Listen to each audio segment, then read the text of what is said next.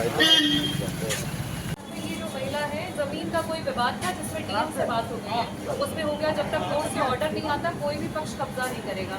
लेकिन इसके बाद दूसरे पक्ष ने आकर के धमकाया है और मारपीट का प्रयास किया है, तो उसमें मदद करके जो हाँ बिल्कुल ठीक है, दोनों लोगों को दिखा ठीक है जी। आप लोग जन सुनवाई में अंदर जाके बैठ जाइए, आप जाकर के वहाँ जन सुनवाई में बैठ जाइए, अभी हम काम करवाते पूरी मदद कराइए। आइए आ जाइए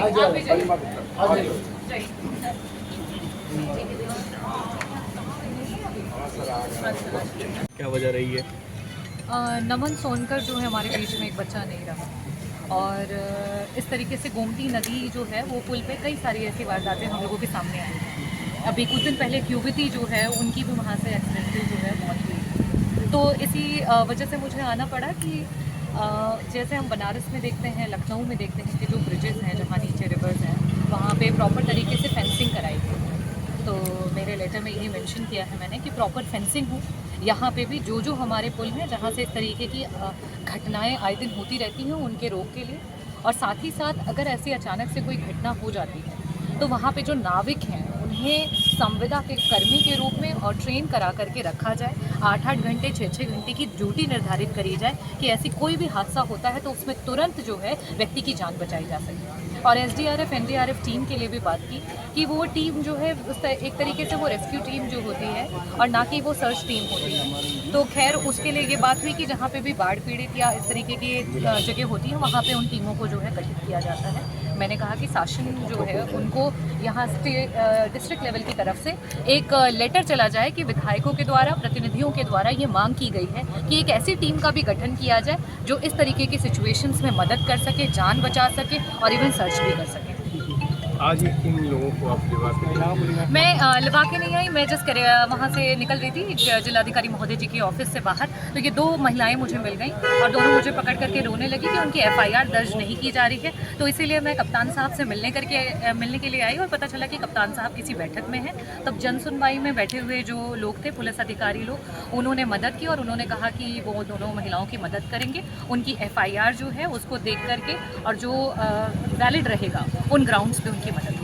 जिनको मैम चोट लगी है वो थाने पे सुनवाई नहीं हो रही है, वो यहाँ कलेक्ट्रेट आपके चोट लगा है उसके लिए भटक रहे हैं, क्या थाने पे सुनवाई नहीं हो रही है? जी डेफिनेटली देखिए, थानों पे जो है वो अगर सही तरीके से सुनवाई होती तो इस तरीके से कलेक्ट्रेट में इस तरीके से आकर के ज़िले पे एक गरीब महिला जो है और बच्ची जो है गुहार नहीं लगा रही। तो कहीं ना कहीं इस प्रदेश का जो आपका जो कहते हैं कि न्याय का जो सिस्टम है वो बड़े फेलियर की तरफ जा रहा है।